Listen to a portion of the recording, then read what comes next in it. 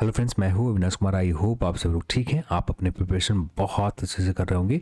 Bihar SSC third season के prelims exam date को लेकर लगातार जो कमेंट आ रहे हैं, लगातार सोशल मीडिया के ऊपर लगातार कुछ कॉल्स आ रहे हैं, इन सभी देखने के बाद यहाँ पर जितने लोग ये चाहते हैं कि बिहार एसएससी थर्ड सीजन की एग्ज़ाम पोस्टपोन हो जाए, ये नहीं होने जा रहे हैं। जो डेट बिहार एसएससी ने फिक्स कर रखा था, ये आप बिहार एसएससी के ऑफिशियल वेबसाइट के ऊपर जाकर देख सकते हैं। 26 और 27 नवंबर को ही आपका प्रीलिम्स एग्ज़ाम लिए जाएंगे, प्रारंभिक परीक्षा लिए जाएंगे और ये डेट पूरी तरह से फाइनलाइज है। यहाँ पर कोई चेंजेस नहीं होने जा रहे हैं। ये चीज़ को लेकर आप आज के दिन सिवान एडिशन के दैनिक भास्कर देख सकते हैं। वहाँ पर भी इसी डेट को कंफर्मेशन किए गए।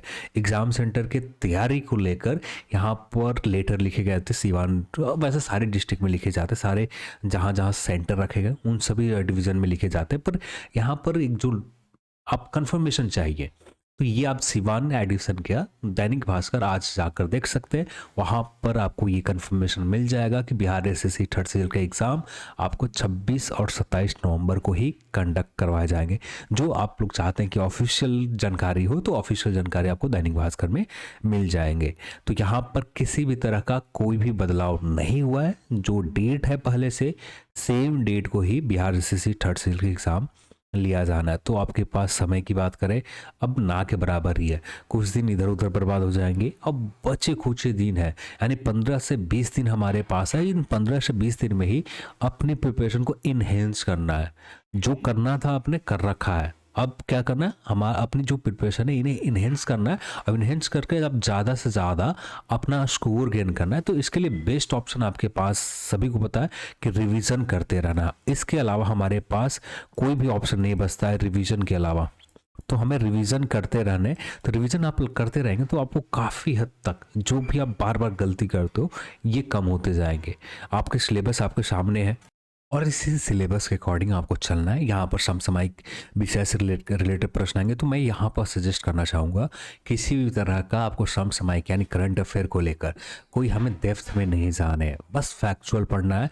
आप कहीं भी किसी भी यूट्यूब चैनल के किसी भी टीचर के आप लेक्चर देख लो, टॉप 300 या टॉप 250 100 आप मंथली करंट अफेयर देख लेते हो।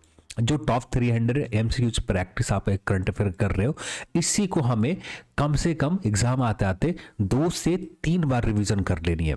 2 से 3 बार रिवीजन आप कर लेते हैं तो किसी भी तरह का एग्जाम हॉल में आपका कंफ्यूजन नहीं होगा कि क्या हमें ट्रिक लगाने हैं। पूरी तरह से श्योर रहेंगे कि हाँ, इस प्रश्न का आंसर यही होगा। तो इसको लेकर कम से कम टॉप 300 करंट अफेयर ही देखने हैं। आपको किसी भी तरह का मैगजीन के ऊपर फोकस नहीं करना है। हाँ, मैगजीन हमें सिर्फ उतना ही देखना है जो लेटेस्ट अपॉइंटमेंट से रिलेटेड कुछ प्रश्न आ गए, बस उन्हीं को देखने हैं। इससे ज़्यादा हमें आपको मैगजीन से नहीं देखने। मैगजीन पूरी तरह से, जो करंट अफेयर की मैगजीन आती है, पूरी तरह से इग्नोर अब भी के समय में करने। सिर्फ हम अपना जो फोकस होना चाहिए टॉप 300 एमसीक्यूज के प्रैक्टिस के ऊपर होना चाहिए। कम से कम 4 से 6 मंथ पहले का, यानी आप जो प्रैक्टिस स्टार्ट करें, मैं तो कहूँगा कि पूरे 1 ईयर कंप्लीट कर ले, पर कम से कम अभी से 2 मंथ पीछे से लेकर 6 मंथ तक आप चले जाए तो इतना भी कर लेते हैं। 1 मंथ भी पीछे रखते हैं, क्योंकि एग्ज़ाम का तैयारी नवंबर में स्टार्ट हो गए थे, तो पेपर क्या, सॉरी नवंबर नहीं, पिछले महीने में अक्टूबर में स्टार्ट हो गए थे। तो अक्टूबर से ही करंट अफेयर रहेंगे, चाहे फर्स्ट वीक अक्टूबर तक ज़्यादा से ज़्यादा तक रहेगा। तो हमें अक्टूबर तक ज़्यादा से ज़्यादा हम करंट अफेयर रिवीजन कर सकते हैं। ठीक है, इससे पीछे के 6 मंथ आप कंप्लीट कर लेते हैं, काफ़ी हद तक आपका कोई भी किसी भी तरह का प्रश्न गलत नहीं होने वाला है। अब यहाँ पर जितने भी लेटेस्ट, यानी अभी के हाल फिलहाल में छोटे छोटे ऐसे देश हैं जहाँ पर नए उनके राष्ट्राध्यक्ष, राष्ट्रपति या प्राइम मिनिस्टर, जो भी उनका सिस्टम रहा होगा, अपने हिसाब से नियुक्त हुए, उनको छोड़ना नहीं है। वहाँ से आपको एक कैपिटल से प्रश्न रहता ही रहता है, और कैपिटल वैसे प्रश्न पूछे जाते हैं हाल फिलहाल में वो करंट अफेयर में बना हुआ है, किसी न किसी की वजह से न्यूज़ में बना रहा है। और ऐसे नाम आपको सामने आएंगे कि जो आप नहीं जानते देश के बारे में, उन देश के राष्ट्रपति के बारे में, उन देश के प्राइम मिनिस्टर के बारे में, उन देश के कैपिटल, उन देश के करेंसी के बारे में पूछे जाते हैं। तो यहाँ पर इस बात को आपको ख्याल रखनी है। तो करंट अफेयर में बस ऐसे छोटे छोटे नाम के ऊपर ज़्यादा ध्यान दे दें जो आप जानते हो कि यहाँ पर हम गलती कर सकते हैं। जो जनरल है वो सब लोग जानते हैं, इंडोनेशिया के सब लोग जानते हैं, तो वहाँ पर हमें ध्यान नहीं देना है।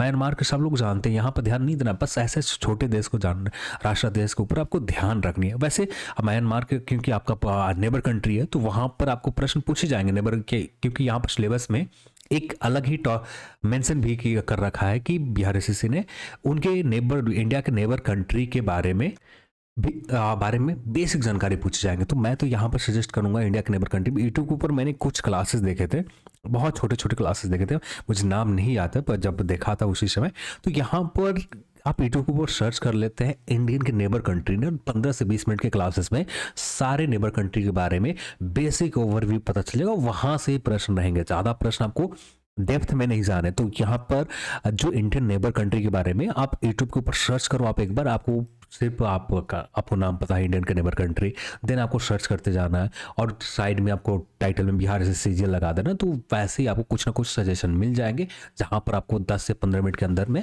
आप उन्हीं वीडियोस को कम से कम 3 से 4 बार रिवीजन कर लेते हैं। किसी भी तरह का प्रश्न आपको गलत नहीं होने वाला है। तो इससे ज़्यादा नेबर कंट्री के बारे में नहीं जानने हैं। भारतीय इतिहास के बारे में बात करें तो यहाँ पर कुछ ही प्रश्न होंगे, तो ज़्यादातर फैक्चुअल होने वाले।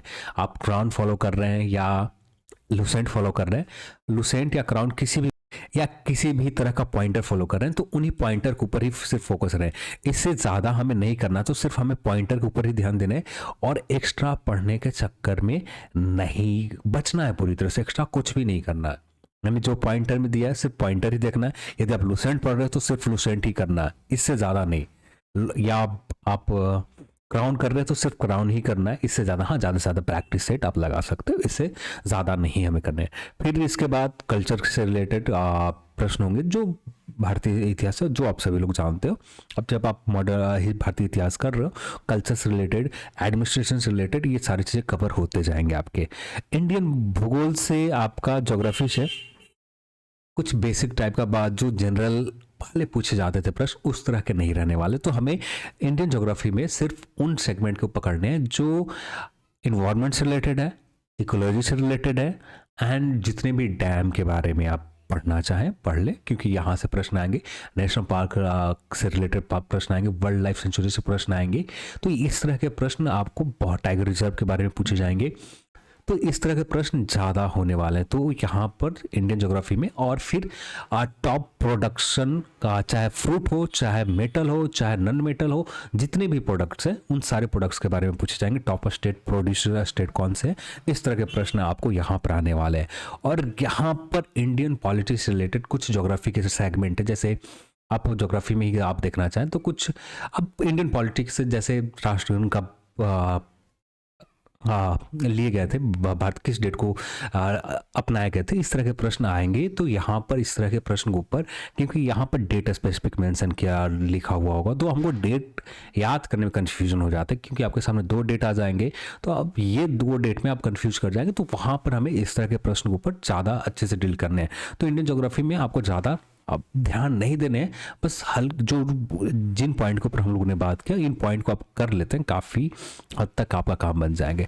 इकोनॉमिक्स की बात करें, सिर्फ आप बजट देख लो, बजट नहीं, 5 ईयर प्लान, सिर्फ 5 ईयर प्लान, और ज़्यादा से ज़्यादा आप एक बार रफ आइडिया इकोनॉमिक सर्वे के ले लो, जो करंट अफेयर से रिलेटेड, जो करंट अफेयर में आप कर रहे हो, तो करंट अफेयर सेगमेंट में इकोनॉमिक सर्वे आप देख लो और 5 ईयर प्लान देख लो। इससे ज़्यादा बाहर प्रश्न एक भी नहीं जाएंगे। 5 ईयर प्लान में भी आप कुछ बैंकिंग सिस्टम से रिलेटेड प्रश्न आ सकते हैं, और बैंकिंग सिस्टम से भी रिलेटेड प्रश्न आएंगे तो इनके कब स्थापना किए गए थे, इससे रिलेटेड प्रश्न पूछे जाएंगे। तो आखिरी जो हमारे पास समय है, इन समय में बस 5 ईयर प्लान ही हम करके चले जाते हैं, तो हमें जितने भी प्रश्न आने वाले हैं सारे प्रश्न को आप आसानी से डील कर सकते हैं। तो 5 ईयर प्लान ही करना, क्योंकि हमारे पास समय की कमी है और इन समय में हमें ज़्यादा से कम पढ़नी है, तो ज़्यादा से ज़्यादा रिवीजन करनी है। तो इस चीज़ को ख्याल रखते हुए सिर्फ हम 5 ईयर प्लान करके जाते हैं, तो हमें काफ़ी हद तक काम बन जाएगा। अब इससे पहले अपने इकोनॉमिक्स थोड़ी बहुत पढ़ ही रखा होगा। फिर भारतीय स्वतंत्रता आंदोलन से रिलेटेड आएंगे, जो आप हिस्ट्री करते हो वहाँ से कवर हो जा रहे हैं। भारतीय एग्रीकल्चर, हम लोग को टॉप प्रोडक्शन के ऊपर बात किया, तो इसी तरह के प्रश्न आएंगे कि मक्का के टॉप प्रोडक्शन क्या, तो आप ये कवर कर लिया, ये भी इंडियन एग्रीकल्चर। हाँ, कुछ सॉइल से रिलेटेड प्रश्न पूछे जा सकते हैं, तो आप बिहार के कुछ सॉइल की जो डिवीजन है, इंडिया डिवीजन को आप देख लो और इंडियन सॉइल की डिवीजन देख लो, किस स्टेट में कौन से सॉइल पर ज़्यादातर उनके परसेंटेज वहाँ पर है, इस तरह के प्रश्न आएंगे। तो आप इंडियन ज्योग्राफी आप कर रहे हो तो वहाँ पर ही काफ़ी हद तक कवर हो जाएंगे। हाँ, ज्योग्राफी में एक सेगमेंट मैंने छोड़ रखा है, ये सेगमेंट छोड़ा कॉस्मोलॉजी।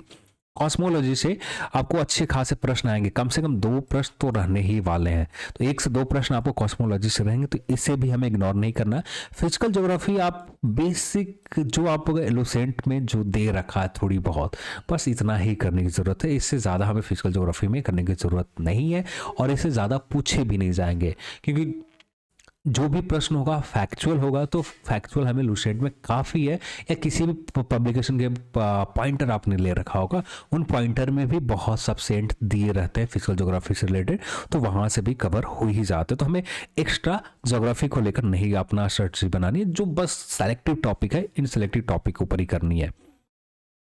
फिर ये प्राकृतिक संसाधन आपको देख सकते हैं, तो जो आप टॉप प्रोडक्शन कंट्री आप स्टेट देख रहे हो, तो वहाँ पर ही प्राकृतिक संसाधन भी हो जा रहे हैं, जो मिनरल्स होंगे, जो इससे प्रश्न कौन सा स्टेट के में सबसे ज़्यादा मिनरल्स का भंडार है, फिर प्रोडक्शन में कि कौन सा स्टेट बहुत ज़्यादा है, इस तरह के प्रश्न होंगे जो आप ज्योग्राफी कर रहे हो वहाँ पर ही कवर हो जाते हैं।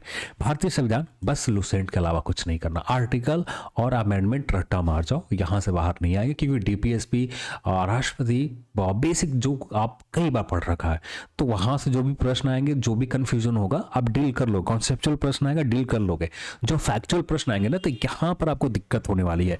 तो इन इस तरह के प्रश्न जो फैक्चुअल पूछे जाने हैं, ये फैक्चुअल प्रश्न में आप गलती ना करें, इसलिए हमें लुसेंट के आर्टिकल और अमेंडमेंट जितने भी हैं कई बार रिवीजन कर जाने, एग्जाम में आपको किसी भी तरह का कोई गलती ना हो। तो अभी के समय में सिर्फ सही तरीका यही है कि अमेंडमेंट और आर्टिकल ही सिर्फ रिवीजन करें, इससे ज़्यादा रिवीजन करने की ज़रूरत नहीं है। ठीक है, भारतीय संविधान में। फिर इसके बाद बात करें देश की राजनीतिक प्रणाली, जो आप सभी लोग जानते हैं, तो बेसिक चीज़ें आप एक बार इन सभी पार्टी के उनके देख लेना कि कौन से नेशनल पार्टी है, अभी के समय में कितने नेशनल पार्टी है अभी करंट सिचुएशन में, तो आप यहाँ से ही रिलेटेड प्रश्न आएंगे, इससे ज़्यादा नहीं। क्योंकि अभी बहुत सारे लोग को कंफ्यूज कर जाएंगे कि राजनीतिक प्रणाली अभी कितने नया नेशनल पार्टी है, फिर इस तरह के प्रश्न ही ज़्यादातर रहेंगे। फिर बिहार के उनके अध्यक्ष कौन से हैं, नेशनल पार्टी के कुछ नाम दे दिए गए, इस पार्टी का अध्यक्ष कौन है, इस तरह के प्रश्न पूछे जाएंगे। तो राजनीतिक प्रणाली में आपको ज़्यादा विशेषकर नहीं जाने, पर हाँ बेसिक आपको कवर कर लेनी है। पंचायती राज पॉलिटी कर रहे हो, आर्टिकल एक बार देख रहे हो, काफ़ी हद तक क्लियर हो जाएंगे। सामुदायिक विकास आप पंचायती राज कर रहे हो, उसी समय आपका ये भी क्लियर हो जाएगा। 5 ईयर प्लान, इकोनॉमिक्स में सिर्फ हमें 5 ईयर प्लान ही देखने हैं, आप इकोनॉमिक में 5 ईयर प्लान देख ले तो काम बन जाता है। राष्ट्रीय आंदोलन में बिहार का योगदान, अब बिहार के थोड़ी सी राष्ट्रीय आंदोलन मॉडर्न हिस्ट्री सेगमेंट आप कर लेते हो, यहाँ से आपका काम बन जाएंगे। यानी सेलेक्टिव टॉपिक करने, यानी आप इन टॉपिक को बांटो, तो हमें 30 दिन के लिए, जो भी हमारे पास 20 दिन के समय है, इनमें से पहले वीक में ये सारे टॉपिक को कंप्लीट करने में समय लग जाएंगे, दूसरे वीक में रिवीजन और तीसरे वीक में रिवीजन, बस 3 रिवीजन कंप्लीट हो गए। पहले वीक में क्योंकि सेलेक्टिव टॉपिक के ऊपर बात की हम लोगों ने किया है, कुछ ज़्यादा एक्स्ट्रा टॉपिक नहीं है। अब इन टॉपिक को आप कवर करना स्टार्ट करो, 1 वीक काफ़ी है। 1 वीक में आसानी से जनरल स्टडीज़ के जितने भी 50 नंबर है, इनके टॉपिक सारे रिवीजन किए जा सकते हैं। फिर उसके बाद सेकंड रिवीजन और देन उसके बाद लास्ट एग्जाम के समय रिवीजन आपका कर लेंगे, काम बन जाएगा। समान विज्ञान की बात करें तो किसी भी पब्लिकेशन के पॉइंटर या घटना चक्र जो भी देख रहे हो, बस उन्हीं को देखते रहो। आप एक बार रिवीजन अब भी कर लो, घटना चक्र आप पढ़ रहे हो तो कम से कम एक ही बार रिवीजन कंप्लीट हो पाएगा। तो घटना चक्र एक बार भी रिवीजन कर लेते हो, साइंस से पहले कई बार पढ़ा हुआ है, तो आपका काम बन जाएगा। यदि पहली बार घटना चक्र पढ़ रहे हो तो बहुत मुश्किल आने वाली, तो इससे बेस्ट ऑप्शन है कि आप रेलवे का स्पीड आपका रिवीजन कर लो, वहाँ से आपका काम बन जाएगा। तो दोनों में से कोई एक बुक को प्रीफर करो आप। यदि घटना चक्र आपने पहले कई बार पढ़ रखा तो घटना चक्र को प्रीफर करो, यदि नहीं पढ़ रखा तो उस कंडीशन में आप रेलवे एसपीडी के जो बुक आते, इन बुक को आप कवर कर लेते हो, तो समान विज्ञान के लगभग सारे प्रश्न डील कर लो। कुछ प्रश्न होंगे जो सबसे नहीं बनेंगे, आपसे भी नहीं बनेंगे, और उसका तुक्का आपको भी लगाना है, उन सबको भी लगाना है, तो वहाँ पर हमें डील ज़्यादा नहीं करने। फिर मैथ्स की 10th लेवल के होंगे, अर्थमेटिक होगा, आज सारा मैथ तो आपने कवर कर रखा, फिर भी एक बार रिवीजन करने की ज़रूरत है। तो एक बार अब भी सारे टॉपिक को एक एक दिन समय देखकर आप रिवीजन स्टार्ट कर दें, आपका काम बन जाएंगे। यानी यहाँ पर दोबारा रिवीजन करने की ज़रूरत ना पड़े। एक ही टॉपिक को आप इतने अच्छे समय दे दो कि आपको दोबारा रिवीजन करने की ज़रूरत ना पड़े। मैथ और रीजनिंग दोनों सेगमेंट में इस बात का आपको ख्याल रखना है, मैथ और रीजनिंग दोनों सेगमेंट में। तो यहाँ पर रीजनिंग की बात करें तो रीजनिंग सबसे मेजर नंबर में प्रश्न है। तो यहाँ पर इन सभी टॉपिक जो भी सिलेबस में दिया हुआ है, कम से कम एग्जाम आते आते एक बार रिवीजन कंप्लीट हो जाना चाहिए, आपका काम बन जाएगा। तो यहाँ पर इससे ज़्यादा हम ज़रूरत नहीं पड़े।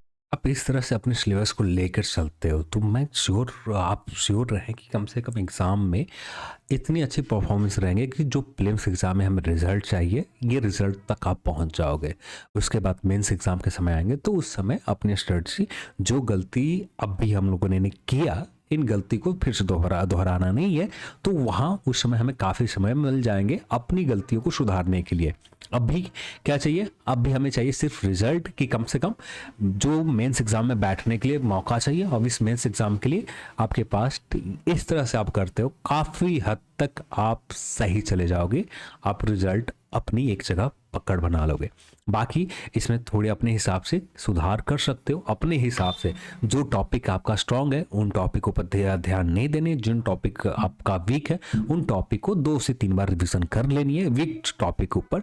स्ट्रांग है तो कभी भी किसी भी समय किसी तरह का प्रश्न आएंगे, आपको कोई दिक्कत नहीं होने वाले, वहां पर आप आसानी से सही कर लोगे। चलिए आज के इस वीडियो में इतना ही, और इस वीडियो को देखने के लिए आप सभी को बहुत बहुत धन्यवाद। जय हिंद।